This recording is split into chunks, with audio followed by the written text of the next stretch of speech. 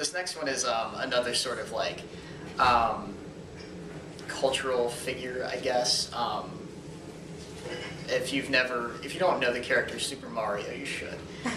So this is a poem, just imagining that character somewhere else. It's called Super Mario in a Retirement Home.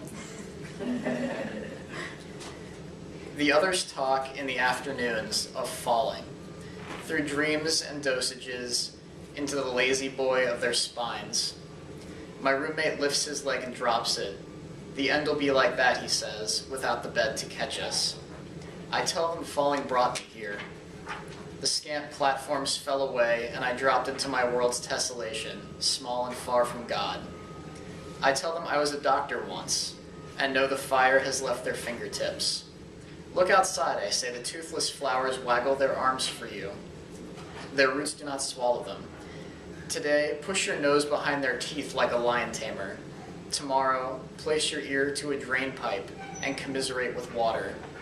When you die, the falling stops. I can only dive into the deepest pond wearing a belt of wrenches, where no clock or song can follow. There, I'll meet the algae, coalesce with rocks in their incredible dimensions. I'll rest knowing I can finally sink no deeper. This next one, there's this, I guess this one sort of, I think of a lot of myths as, or folklore-ish things as dealing with animals sometimes.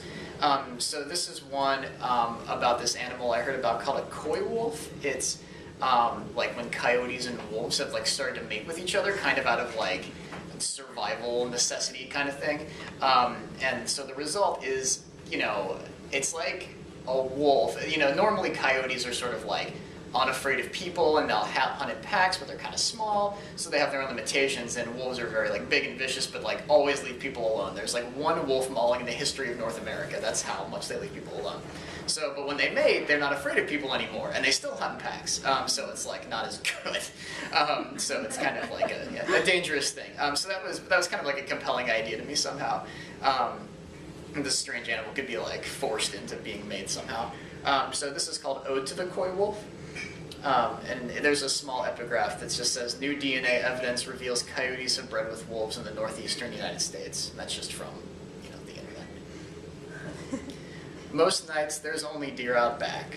They're young, identical as auto parts. A herd walked through my yard last week, bored, nosing the tulip beds. Then 5 of you jumped a neighbor's fence like starved araignées, surrounded a buck, and tore out the taut fibers inside his neck. May every poem reach this point where no one owns his life.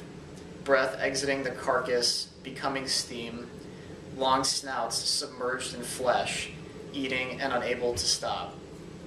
Let choice become the violence of soil swallowing blood, the floodlight flicking off, your parents approaching one another years ago, smelling sweet oil in each other's fur, the language they clawed into existence as their different numbered toes ripped grooves into the dirt.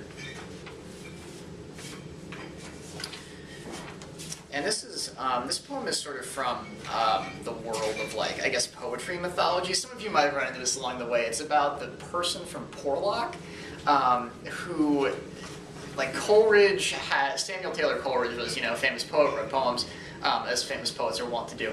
And he famously wrote this poem, Kubla Khan, which is really good, but he also claimed that he sort of like didn't finish it because he was interrupted by a person from Porlock who he did not identify, who like came to the door and sort of like ruined it. The whole thing was like, I had this great vision.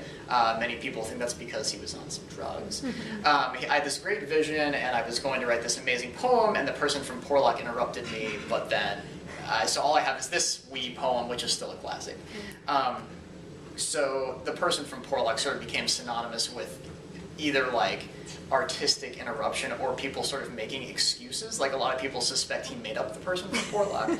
So there's this whole like small mythology around that. So this is called The Person from Porlock's Defense. It's from the point of view of the person from Porlock. When he answered my knock, I watched the vision strand him like wind dropping a flag. He fetched me water, smiled when he spilled it, already back to mild humiliation.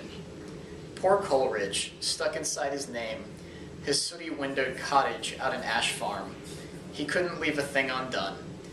Why end the work? Once made, a thing can't last.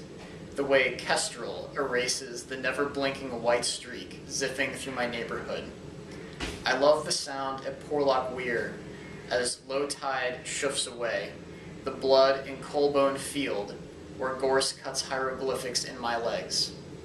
Imagine as I do, Coleridge pursuing Kubla Khan, hiking through Quantock Heath, jabbing his fingertips in cold, strange soil, lunging for every metaphor he'll write as, like dandelion seeds, they drift away. Let's see. I'll read one or two more. Let's see. I was going to read one, but it's a real downer, so I think I'll skip that one. This is one, I'm not sure of this one, so I'll go ahead and read this. It's called, it imagines Persephone escaping the underworld and like living among us, and what that would be like. It's called After Persephone Escapes the Underworld. Decades pass, and she remembers the young gardener who savored even her rotted zinnias, who wrestled with her rototiller every spring, tearing up the soil with a deluge of teeth. Did he have a wife? Was it his own name, Travis, always flapping on a loose tag from his coveralls? When the ambulance arrived, he was blue and seizing, then still, like a zealot baptized in ice. Once she could have gone with him, but when the frost arrives, she can only drape a sheet over her tomatoes, wondering how long it will last. And when his speedwells bloom again, she considers their deep pedestals, breathing in the darkness that's no longer hers, giving each cup of shade a kiss. And the last one I'll read is Mountain Bachelorhood is the title. It's sort of inspired, I guess, by this guy. There's this book called like The Last American Man, and it's sort of like guy lives in woods, and it's kind of, but it's interestingly problematic too. It's not just romantic. He's, you know, kind of a womanizer and is very troubled, and like it's a mixed portrait, which seemed to me sort of truthful, I think. So I was compelled by that. So this one is called Mountain Bachelorhood.